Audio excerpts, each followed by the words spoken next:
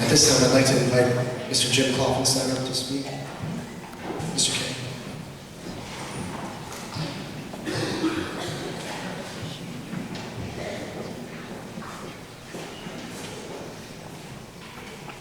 That's a tough act to follow, goodness sakes. Kind of gets the juices flowing, doesn't it, a little bit? Well, Jeff had asked me if I might make a few remarks and share a few remembrances of Troy Allen with you tonight. And so last night I sat down and started putting some thoughts and remembrances down on paper. And then when I got up this morning, I took a look at it and I thought, I think I better shorten that a little bit, which wasn't easy to do, because I was reflecting back the first time that we met Troy and Galen, which if memory serves me right, and I'm not sure it always does, I think was Lincoln Way marching competition up in the Chicago area when Ian was a freshman.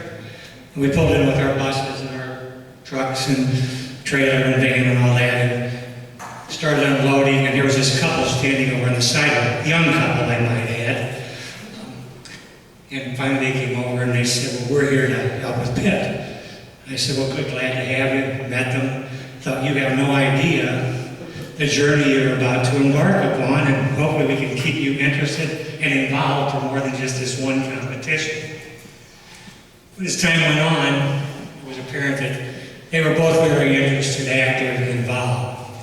And Troy was, finally occurred to me one day, extremely organized and everything very orderly.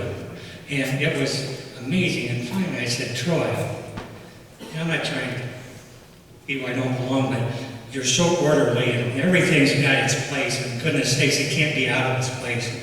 He said, well, Jim, I have OCD. And he said, but really, it should be CDO, because OCD's out of order.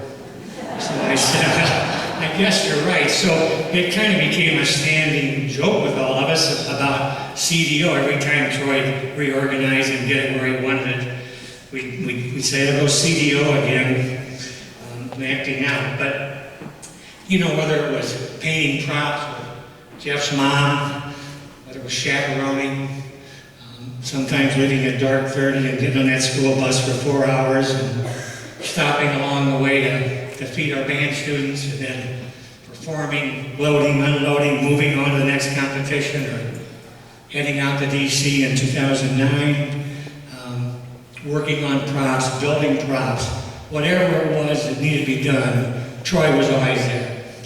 Never a frown, always a smile. Didn't matter how difficult it was or how taxing it was at times, there he was.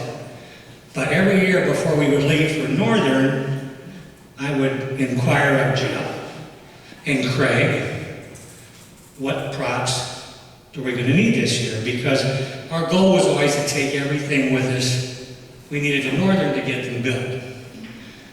And about the second year we were working on that, I asked Jeff, Craig, they told us what they wanted, so I told the people who were going to chaperone, here's what they've asked us for.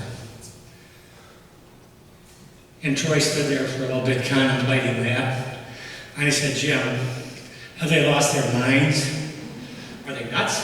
I said, well, Jeff, you know, they're staff, they're musicians, we kind of have to roll with what it is. And musicians sometimes are wired a little different than some of the rest of us who aren't into music as much. So I said he'd think a little longer. He said, well, you know, can I just sit down with Jeff and Craig and talk to them about this? I said, you know, feel free. But he wouldn't. He'd sit there a few more minutes, maybe 10, and finally said, okay, let's get the material, let's get it built. If that's what staff wants, that's what we'll give them. But that was Troy. Truly a person who was committed to this band program, who gave willingly of his time and his efforts. And for that, you know, we thank Galen, Ian, Dean, Betty, for sharing a son, a husband, a father with us. Thank you.